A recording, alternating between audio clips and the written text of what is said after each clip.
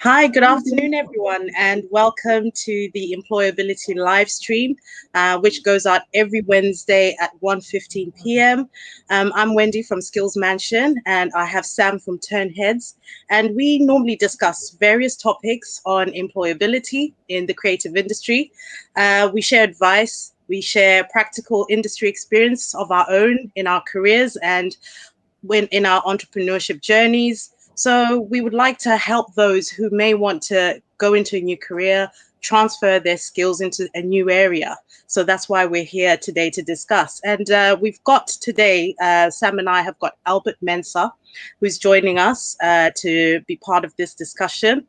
Albert, he is a music producer and founder of FFP Creatives, and he will be talking a bit about his journey, his entrepreneurship journey, and his career journey, which we find really interesting. And he's going to tell you how he did it. And that's the title of the topic today. How did you do it? I mean, have you ever wondered how someone who's graduated with you at the same time, or a colleague that you've worked with, and they suddenly have this amazing career and they're doing really, really well, exactly what they wanted to do? When others get stuck in their career, they don't even know what they're supposed to do. They don't know how to change their situation. And you wonder, how did they do it? So today, this is going to be the topic. And by no means, we are not glamorizing how we did it, because there was no glamour in the way we started off. I've known Albert for many, many years. I mean, we started off our careers roughly at the same time, at the same place. Yeah.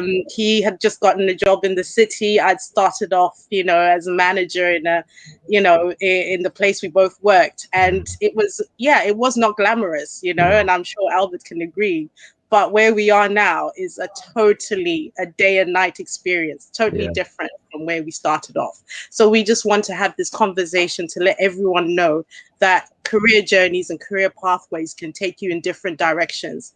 By no means is it a place where you think things will happen easily, but when you put your mind to it, you will get there. So I'm going to leave it to you, Albert, just to give us a bit of an introduction of your career and how you got to where you are. So hi everyone. Thank you, Wendy, for having me on this platform. I'm happy to be able to share my experiences, and I hope that it does help someone.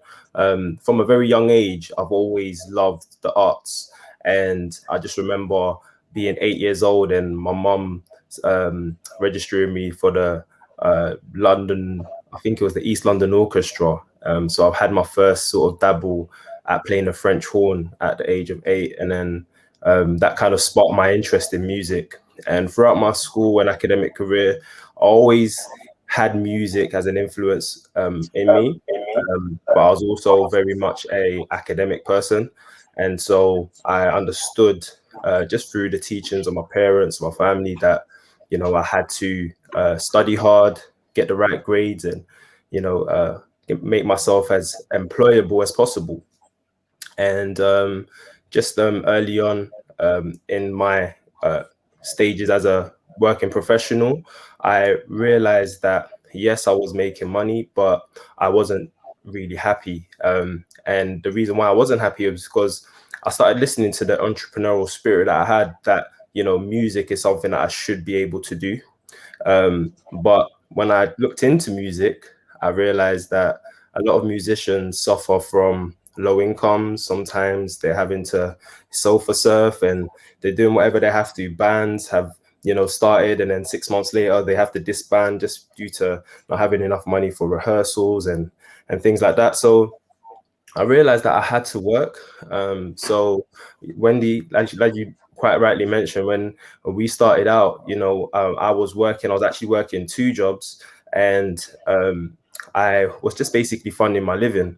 But here's the key thing. So within that time working, I was also planting seeds, and I was planting seeds in the creative industry by continuing to buy equipment that I needed in order to produce my music from home, um, offer my services to friends for free, uh, to build my portfolio, and basically attend events whenever I had free time, just to be able to network and show what I had and see if it was of any interest to other people who were doing the same kind of things like myself, making music or in some sort of creative aspect, doing something creatively, whether it's fashion, film.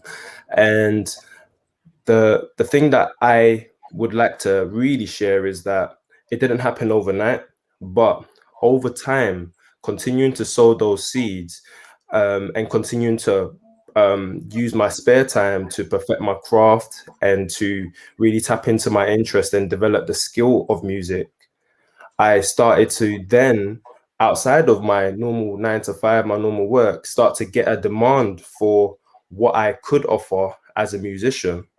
And so over time, what I started to realize was if I could make enough of an income outside of my regular way of making money, which was, my 9 to 5, then at some point I could actually look at the balance of how much I'm making as a musician and how much I'm making in the corporate world, and then make that decision to maybe give my dreams the go ahead, the that leap of faith, as they say. And really, in short, that is really how I did it. I did it by staying committed to my dreams. I did it by not giving up, not by saying, okay, well, because I'm working and because I've only got evenings and weekends to myself, I haven't got enough time. I believe that, yes, we're all busy, and in this world, we have to work in order to live. However, if you really want something, you can make the time for it. And even if it means it's half an hour each day or half an hour a week, it's still something, and it will all accumulate to you being able to look back and say, well, this is my wealth of experience. And as you get better at your skill, I guarantee you someone somewhere will want something in regards to what you can offer. I always say to my friends and to people that are come across in the creative industry, for every room you walk in, you want to add value. So it's not about you actually being in that room or getting that opportunity in that moment. It's actually what you do before that opportunity that's very important. So even if you are working, even if you've only got your weekends free, what you should be doing with that time is learning your craft, learning the things that you actually care about. And also for me, it was why. I was making money working in the real world.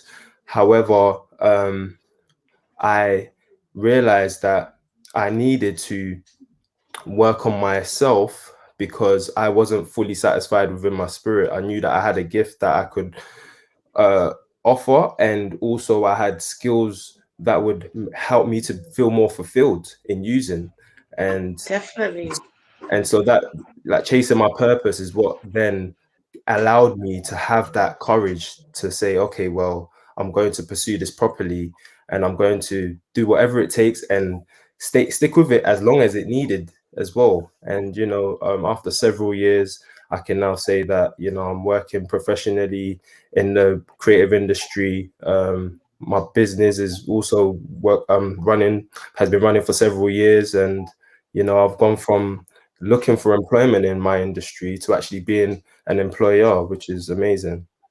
Absolutely. I mean, that's the key. And Sam, you can agree. That's why we do what we do, because we want to help others and at the same time create opportunities. I mean, do you have anything to add, Sam? How did you do it? What is the one thing that you can say about yourself that made you get to that place where you say, I did it because?